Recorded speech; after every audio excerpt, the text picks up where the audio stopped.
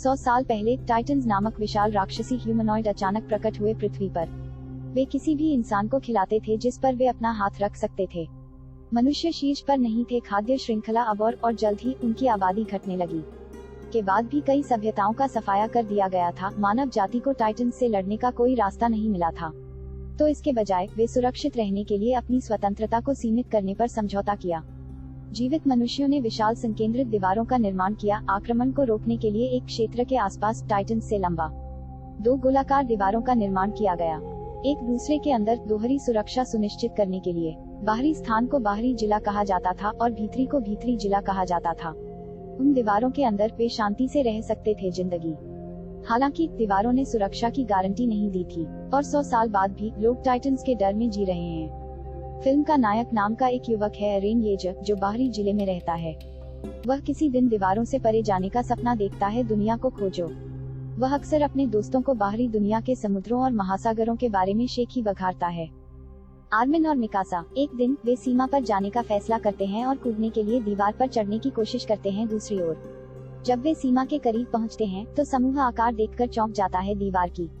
Armin और Mikasa इस विचार पर संदेह कर रहे हैं कि टाइटन्स अभी भी हो सकते हैं बाहर, लेकिन एरेन जोर देकर कहते हैं कि 100 साल हो गए हैं जब किसी ने उन्हें देखा है और खाने के लिए कोई इंसान नहीं होने के कारण वे शायद मर चुके हैं। उनकी बातचीत कम हो जाती है जब दीवार के बहुत करीब होने के कारण समूह को गिरफ्तार करने के लिए सीमा गश्ती दल आता है। एरेन क्रूड पुलिस द्वारा उसके दोस्तों को पकड़ने की कोशिश करते हुए उनसे लड़ना शुरू कर देता है, पूरी तरह से अनदेखा कर देता है। तथ्य यह है कि उसे अपराध के लिए निष्पादित किया जा सकता है। तभी कप्तान सौदा उनके पास आते हैं और पूछते हैं सैनिकों को पीछे हटना। वह समूह को व्यक्तिगत रूप से दंडित करने का वादा करता है और सैनिकों को विदा करता है। सौदा एरेन की स्वतंत्रता की इच्छा को समझता है, लेकिन उसके कार्यों को बचकाना बताते हुए उसकी आलोचना करता है। फिर वह समूह को एक सैन्य दृष्टिकोण के बारे में सूचित करता है कि वह दीवारों से परे का पता लगाने के लिए है। वह बताते हैं कि सरकार ने स्थिति का निरीक्षण करने के लिए कुछ सैनिकों को बाहर भेजा है, इसलिए एरेन के पास नहीं है अपने जीवन को खतरे में डालने के लिए। अचानक से एक जोरदार धमाका सभी को चौंका देता है। भूकंप उसका अनुसरण करता है और भूमि कांपने लगती है। समूह पीछे हट जाता है क्योंकि दीवार आक्रामक रूप से चलती है। फिर दूसरी तरफ एक विशाल टाइटन का दृश्य दिखाई देता है। वह जोर से चीखता है और शुरू होता है। दीवार लात मार रहा है। गश्ती अधिकारी डर में देखते हैं, प्राणी को रोकने के लिए कुछ नहीं कर पाते। टाइटन अंततः दीवार को तोड़ देता है और धुएं में गायब हो जाता है। कुछ सेकंड के लिए सब कुछ खामोश हो जाता है। फिर लोग देखते हैं कि ऐसे कई जीव शहर में प्रवेश करते हैं। सैनिक राक्षसों पर तोप के गोले से हमला करते हैं जो उन्हें बहुत कम या कोई नुकसान नहीं पहुंचाते हैं। उनके पास लगता है शक्तिशाली पुनर्जनन गुण के रूप में तोपों के कारण घाव एक बड़ी गति से ठीक हो जाते हैं। जल्द ही टाइटन सैनिकों के पास पहुंच जाते हैं और उन्हें एक एक करके भस्म करने लगते हैं। एक सिपाही भी करता है आत्महत्या, यह दावा करते हुए कि यह राक्षसों के हाथों मरने से बेहतर है। सब दौड़ने लगते हैं अपने जीवन के लिए, जैसे टाइटन्स घरों को नष्ट कर देते हैं और अधिक से अधिक लोगों को पकड़ लेते हैं। आर्मिन भीड़ में खो जाता है जबकि एरेन और मिकासा टाउन चर्च की ओर भागते हैं जहां लोग छिपने वाले हैं। मिकासा ने देखा कि एक छोटा बच्चा जमीन पर पड़ा हुआ है और दौड़ती भीड़ द्वारा कदम रखा जा रहा है। वह बच्चे को बचाने के लिए जाती है, लेकिन इस प्रक्रिया में एरेन से अलग हो जाती है। एरेन घसीटा जाता है चर्च के अंदर, लेकिन लोग इसके प्रवेश द्वार को तुरंत बंद कर देते हैं। किसी और को नहीं जाने देते, अंदर आ जाओ। एरेन चर्च की खिड़की से अपने सबसे प्यारे दोस्त को देखता है क्योंकि उसे एक महिला द्वारा संपर्क किया जाता है, भयानक दांतों वाला टाइटन। मिकासा जानती है कि उसे अब कोई नहीं बचा सकता, इसलिए उसने अपना सिर नीचे कर लिया, उसके भाग्य को स्वीकार करना। तभी एक जोरदार धमाका चर्च के अंदर सभी को पीछे की ओर भेज देता है। जब एरेन फिर से बाहर देखता है तो मिकासा और टाइटन कहीं नहीं दिखते। वह बाहर दौड़ता है मिकासा की तलाश में, केवल उस शहर के खंडहरों को देखने के लिए जो कभी उसका घर हुआ करता था। कब एरेन मुड़ता है, वह देखता है कि राक्षस चर्च को तोड़ रहे हैं और अंदर सभी को खा रहे हैं। वह निराशाजनक रूप से नष्ट शहर में भटकता है। 2 साल बाद कटौती। पिछले टाइटन हमले से बचे सभी लोग आंतरिक जिले में चले गए हैं। सेना अब पाने की योजना बना रही है। बाहरी जिला वापस शरणार्थियों के आंतरिक जिले में जाने के बाद और बाहरी के उपजाऊ खेत का परित्याग, भोजन की कमी ने लोगों को मारना शुरू कर दिया। अगर ऐसा ही चलता रहा तो अंततः हर कोई भूख से मर जाएगा। उनके बचने का एकमात्र विकल्प बाहरी जिले को अपने कब्जे में लेना है और टूटी दीवार की मरम्मत करना है। सैन्य बलों के निदेशक को बल नाम दिया गया है। वह सैनिकों को दिल खोलकर भाषण देता है और हंस नाम की लड़की को मंच पर बुलाता है। वह सेना के हथियार का मुखिया है। हंस एक नया सर्वदिशात्मक गतिशीलता गियर प्रदर्शित करता है। उनका दावा है कि इससे उन्हें टाइटन से लड़ने में मदद मिलेगी। लेकिन वह दुर्घटनावश अपने ही लोगों पर हमला कर देती है। फिर हम सेना की भीड़ में अरेन और आर्मिन को देखते हैं। पता चला कि दोनों बच गए। हमला 2 साल पहले और अब सेना में शामिल हो गए हैं। अरेन टाइटंस का बदला लेना चाहता है उस स्त्री को मारने के लिए जिसे वह प्यार करता था, मिकासा। इस हमले में कैप्टन सौदा भी बाल बाल बचे, लेकिन हार गए जीने की चाह। अब वह सेना में फूड डिस्ट्रीब्यूटर है और शराबी है। सैनिकों की योजना है रात में बाहरी जिले पर आक्रमण करें जब टाइटंस सो रहे होंगे। वे रास्ता बंद करना चाहते हैं कि टाइटन ने शहर पर आक्रमण किया, इसलिए कोई नया टाइटन प्रवेश नहीं कर सकता। फिर वे बाकी लोगों को मार सकते हैं और अपने जिले को वापस प्राप्त करें। हंस सभी को धीरे धीरे आगे बढ़ने और शोर न करने के लिए कहता है क्योंकि राक्षस ध्वनि के प्रति संवेदनशील होते हैं। बाहरी जिले का प्रवेश द्वार खुलता है और सेना सैन्य वैन में बाहर निकल जाती है। जैसे ही वे आगे बढ़ते हैं, कप्तान अचानक उन्हें आदेश देता है वाहनों को रोकने के लिए, आगे की गति को भांपते हुए। सैनिक धीरे धीरे चारों ओर देखते हैं, केवल गायों को खोजने के लिए शहर में घूम रहे हैं। उनमें से एक, जिसका नाम हियाना है, एक बच्चे को रोते हुए सुनती है और उसकी जांच करने का फैसला करती है। उसकी जान को खतरे में डाल रही है। अरेन लड़की का पीछा करता है और दोनों एक नष्ट हुई इमारत के अंदर समाप्त हो जाते हैं। जैसे ही वे अंदर जाते हैं, रोना स्पष्ट हो जाता है। अचानक एक घिनौना तरल हियाना पर गिरता है। दोनों ऊपर देखते हैं और एक बड़े बच्चे टाइटन को एक इंसान को खाते हुए देखकर घबरा जाते हैं। बच्चा दोनों के सामने गिर जाता है और रोने लगता है। वे डर के मारे बाहर भाग जाते हैं। सैनिक शोर से घबराने लगते हैं, लेकिन कप्तान उन्हें चुप रहने का आदेश देता है और नहीं किसी भी टाइटन्स को आकर्षित करें। अचानक एक बड़ा हाथ कहीं से निकलता है और कप्तान को पकड़ लेता है। टाइटन्स जाग चुके हैं, अब सैनिक बड़े खतरे में हैं। अरेन और हियाना समूह की ओर दौड़ते हैं जैसे एक विशाल राक्षस उनका पीछा करता है।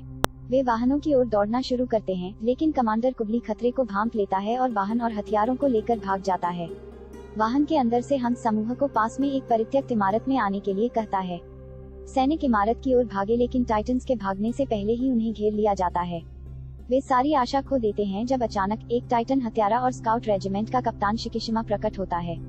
वह एक झूलते हुए उपकरण का उपयोग करता है टाइटन्स की गर्दन के पीछे के कमजोर क्षेत्र पर प्रहार करके हवा के बीच में उन्हें मारने के लिए। शिकिशिमा में एक महिला है, उसके जैसा कुशल साथी। मारे गए टाइटन्स जमीन पर गिर जाते हैं और वाष्पित हो जाते हैं। अंत में अरेन शिकिशिमा के दोस्त की एक झलक मिलती है और यह देखकर हैरान रह जाता है कि वह मिकासा है। मिकासा हालांकि अपने पुराने दोस्त पर ध्यान नहीं देती है और शिकिशिमा को मुस्कुराते हुए देखती है।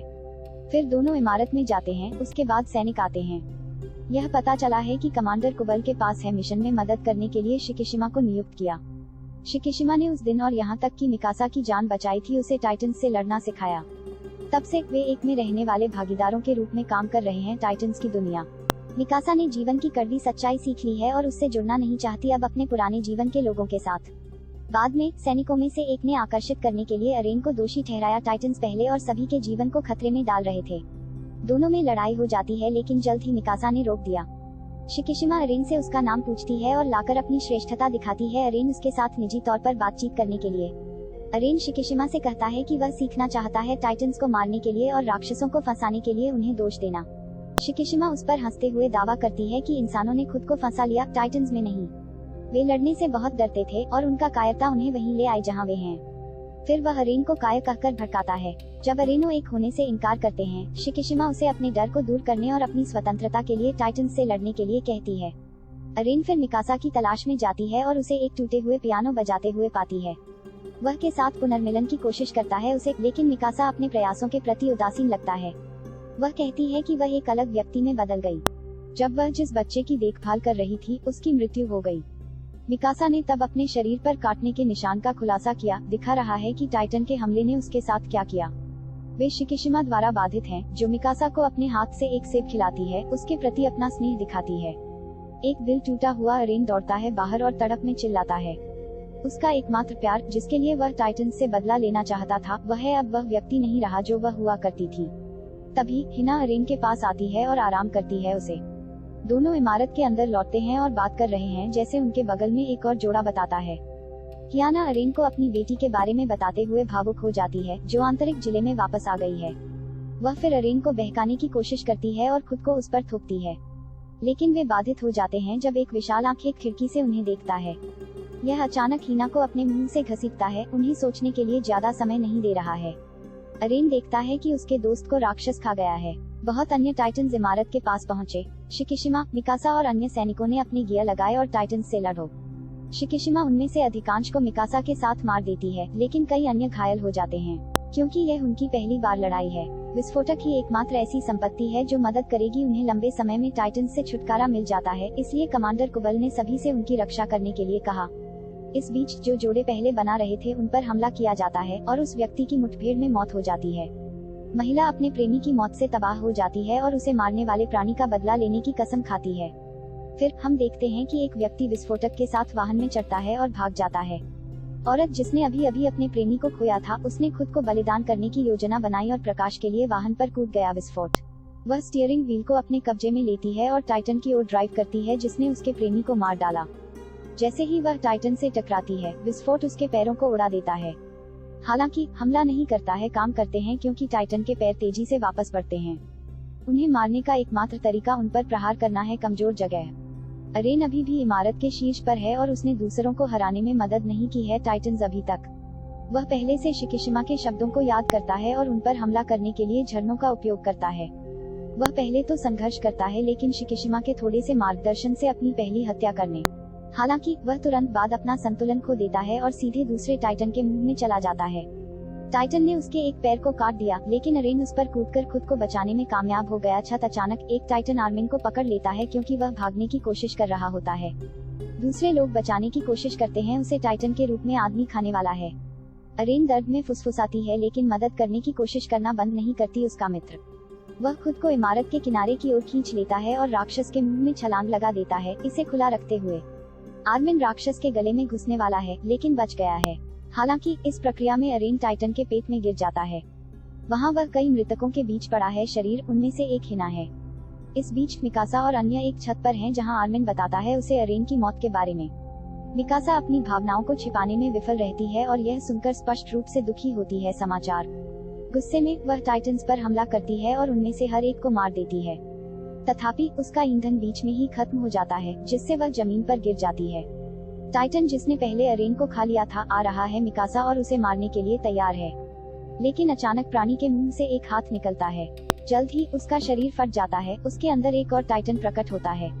नवगठित टाइटन अपनी तरह से लड़ता है और एक एक करके उन्हें मारता है। जीवित सैनिक विस्मय में देखते हैं, जैसे वे एहसास है कि नया टाइटन वास्तव में अरेन है।